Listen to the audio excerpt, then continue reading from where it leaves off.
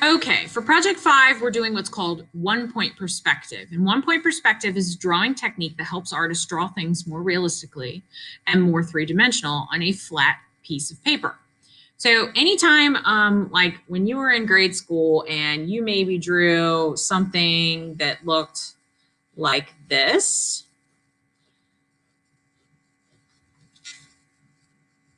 that's basically what we're doing for this project. The only difference is this is wrong, okay? And I'm going to show you how to do it the correct way. All right, it says, following specific steps, artists can calculate how to make things look three-dimensional in a space and give a drawing better dimension and proportions. All right, so the objective for this project is using the steps of one point perspective, you can draw an original cityscape. Your city will have to include a few specifics, but once you learn the basics, it will fall into place. Here are a few examples. These are not student examples. I did not have access to student examples that were exactly what I was looking for. So I feel like these are a little more closely related to what I want. Okay, so vocabulary for this.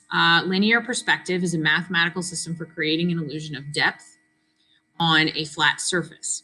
Intersecting lines that are drawn vertically and horizontally radiate from one point, 2 points, or several points on a horizon line. You're learning how to use one point, okay? And when you use one-point perspective, every object that you see is viewed from the front of the object. So if you look at these examples up here, I see a perfect rectangle, okay? I see a perfect rectangle. I see the front of a rectangle. Those are what makes one-point perspective what it is, okay? 2-point perspective, everything would be viewed from a corner, all right? That makes it a little more complicated. One-point perspective, using 1 point to establish drawing three-dimensional items on a flat surface. And here's a good example of this. This is a flat square, rectangle, whatever. And we've used the 1 point to create the illusion that it is getting smaller as it goes further back, okay? Horizon line is an observer's view of the surface of the earth. It's where the earth and the sky seem to meet. Here's an example. When you're standing outside and you're looking off into the distance and you see this line where the land stops and the sky kind of comes down to it, that is your horizon line, okay? And so when you're drawing a picture, grounding things is very important so that it looks more realistic. And if you ground it, I mean, put it on the ground under that horizon line. That's what this picture is showing you right here. All right, the vanishing point is the point towards which receding parallel lines appear to meet.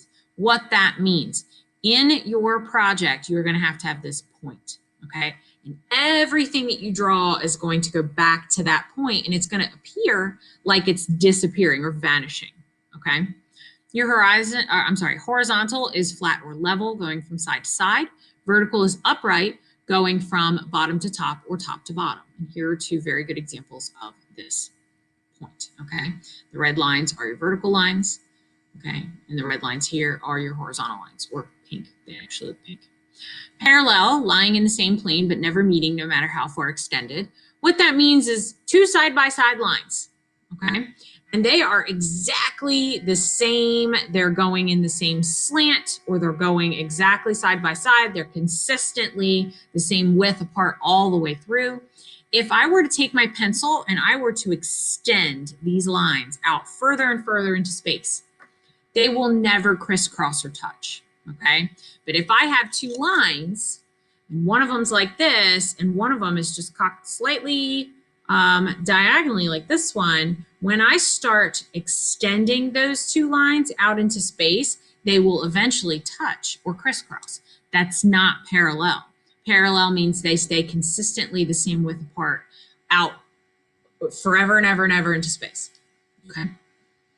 Guidelines. Guidelines that extend from the corner of the original shape to the vanishing point in 1 point perspective.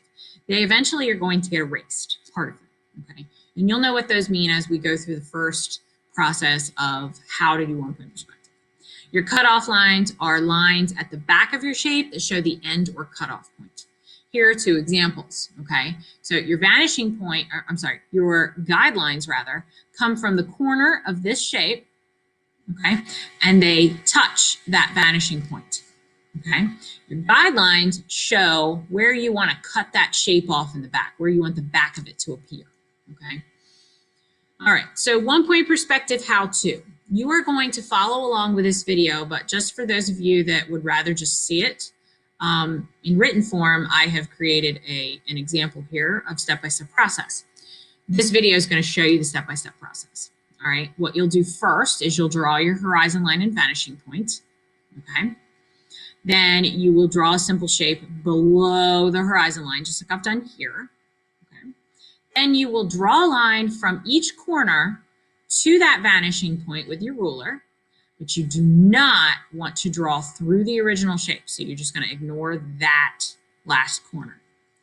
And what you'll do is you'll put in cutoff lines that are both parallel to the side of the original shape, and when finished, create a perfect 90-degree angle on that square.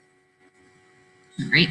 For this project, you're going to need a piece of 12-by-18 white paper, which has a yellow dot on the back. You'll need a pencil, a ruler, probably an eraser, and sketch paper in your sketchbook. All right. When you go to do the step-by-step process for how to create shapes in space three-dimensionally, just that we talked about up above, you will use your sketchbook or sketch paper for that. All right. So, number 1. On a sheet of copy paper or in your sketchbook, I want you to begin with this project by doing 25 simple shapes in perspective. So think of it this way, practice makes perfect.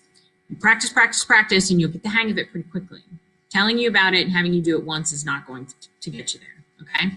So you're gonna watch this video and you are going to follow along with how it's done.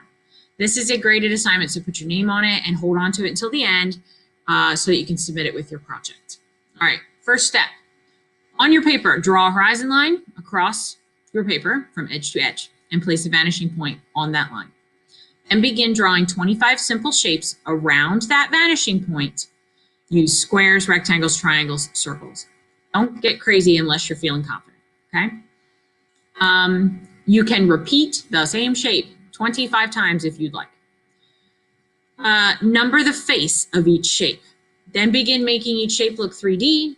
As you saw in the video, make sure you put the cutoff lines in and erase guidelines also in the video. Number 2, start your city using a 12-by-18 piece of white paper. Draw out your horizon line and vanishing point. You must have 2 city blocks and 12 buildings. Watch this video. It's going to show you how to get started on your city. Make sure not to press down too hard on your pencil. You may have to erase things. So light touch is key. Number 3, after establishing your buildings, you need to include the following details. Something of interest on 3 roofs. There's a video for that. 5 openings on each building, like doors and windows. There's a video for that. Signs on at least 8 buildings. There's a video for that. After you get the must-haves, add any other details that you might want, like pools and trees, people, cars, porches, walkways, benches, whatever you like. These are not required, okay? Everything stops here with requirements. Last step, fill out a critique sheet, however you would like to do that, like you've done in the past. For grading, I'm giving you, out of 100 points, 25 points for those 25 shapes, 10 points for your 12 buildings, 10 points for your 2 city blocks, 5 points, for something of interest on 3 roofs, 10 points for your 5 openings on each building, 10 points for signs on 8 of the buildings, 10 points for creativity, 10 for craftsmanship, and 10 for the final critique. For submitting your work, you're going to put your name on the 25 shape practice sheet and photograph that. Then you're going to complete a critique sheet using Google Docs, Kami, or just a piece of lined paper, handwritten. Make sure your name is on it and photograph it if you need to. Number 3, put your name on the front of your prospective project and photograph it. Number 4 says upload all 3 photos or files, 25 shapes, critique, and the city project, to project number 5 in Google Classroom.